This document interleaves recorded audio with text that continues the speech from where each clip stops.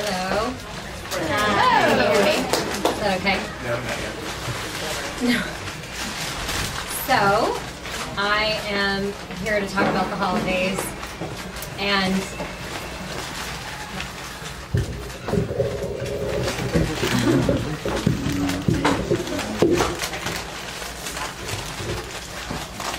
yeah? Okay. All right, so you want me to keep talking to make sure you can hear me? So I am...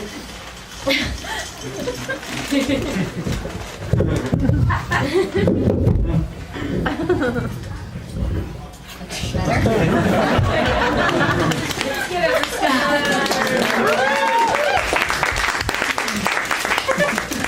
All right, so I'm here to talk about the holidays, and of course, how many people have crazy families? So I grew up in a crazy family, very, very crazy family, and not an evil family, but a crazy family. And my mother was a special kind of crazy. She had a unique way of expressing love. And of course, at the holidays, you spend time with your family. And the thing that I wanted to do most of my life was get as far away from my family as I possibly could. So I moved 3,000 miles away. I grew up in Pennsylvania and an immigrant kid with 2 doctor parents. And it was a nightmare growing up the way I grew up. She was crazy and Indian, and I'll give you an example of how she was. You know, if I wanted something for Christmas, she would say, "What do you need that for? This is insane. You don't need to waste money and spend time buying gifts." You know, if I had something new on that I had worn for the first time that was a gift, she would say, "Look at you. You look like a whore. You look like you're going to put a snake tattoo between your breasts and kill your baby." And you laugh, but this is the truth. This is how I grew up, and the commerce in my family was fighting. That's how it was. So, needless to say, it was a difficult way to grow up, and I think anytime you go close to your family again, there's something magical that happens, is that you go fucking nuts, right? And why is it that people make you crazy, your family makes you crazy? Because it's vulnerable, right? Because they know you in a way, and you're invested in them in a way that we aren't invested in anybody else in life. And that all that shaming and all that insanity really didn't make sense to me as a kid. Even as a kid, I understood at a very deep level that if these are the people that you love the most, then why are they treating you the worst? Right? That didn't make sense to me, even as a kid. And I think that it was that through line that helped me understand at a deeper level that I needed to have a different intention and a different way of being with my family, because that didn't make any sense to me. Those are the people you're supposed to be in love with, and you treat strangers better than you treat your own family. So that, I think, helped me and carried me forward into an understanding that I was going to have my own intention for how I wanted to be with them. So 20 years later, my family is actually coming to Los Angeles for the first time ever to spend Christmas and Thanksgiving here for a month. So, whoa, really? But it's a testament to really understanding at a deeper level that my life needed to be about that. It needed to be about loving those people that caused me so much pain. And the truth was, and is, that they didn't mean it. They were just ignorant. And I really understood that at a deeper level. So I really wanted to share the tips that I wanted to share, was that we all get pulled in. If you go home for your holiday, you end up getting pulled into what I call the vortex of laziness. Because everyone drinks too much or has a crazy uncle or something shitty happens to you. And it's easier to walk in and just throw back another beer or get in another fight or ignore them or be reactive. And that's an easy default. And it really is a vortex. You really do get pulled in.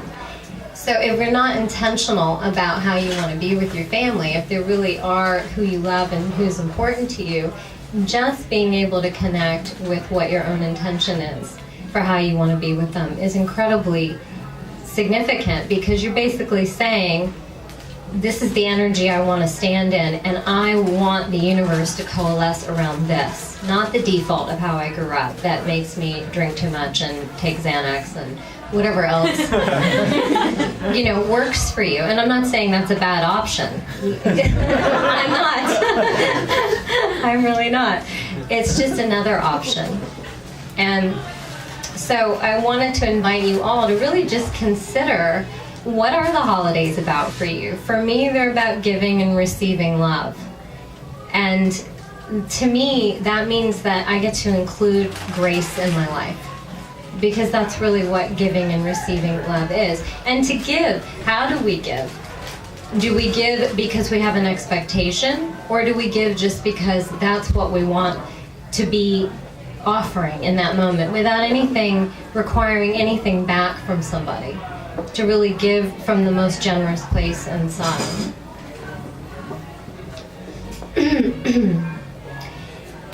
The other thing I would say is that there's value in being able to understand that with your intention, you set a powerful stage for a deeper level of observation and your awareness about where you are inside, in your own consciousness. It's not about not getting pissed off or being challenged or thinking someone's crazy.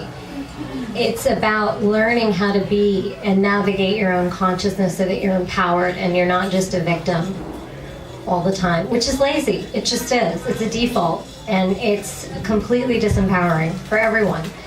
So even just speaking an intention sets in the course of you being able to exercise your consciousness and your intelligence in a very different way. The other thing I would say is that it's really valuable to know what your resources are. I talked about some of it before. Xanax, great resource. Wine is a great resource. Too much wine, and it's probably not a resource anymore. But there are other resources, and particularly at the holidays, because December is a very special time. It's not just that all these holidays exist. They all exist at this time for a reason, because there's a lot more spiritual energy available to everyone at this time. And if you actually take the space and the time to invite real silence into your life, real stillness. That doesn't mean 5 minutes. That means get to a place where it's not like you're taking your toes and just putting them in the water.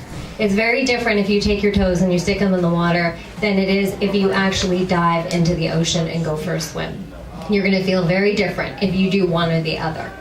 So real stillness and real silence, that means that you actually drop in to a deep place inside. And in those times, being able to really understand gratitude. What are you grateful for? That is a great reset button. What are you truly grateful for in your life? Not just what other things happen on the outside, but for what happens on the inside. What are you grateful for in yourself? Can you acknowledge yourself? Can you step outside of your own family dynamic and take a breath and then come back in and remember your intention for being with your family? So I feel like, those are the best ways that you can start to practice, and I certainly learned how to be with a really crazy family, a crazy mother especially. I mean, she would feel awful if she heard this, but that's okay, because she's not here. I guess I would finish just by saying,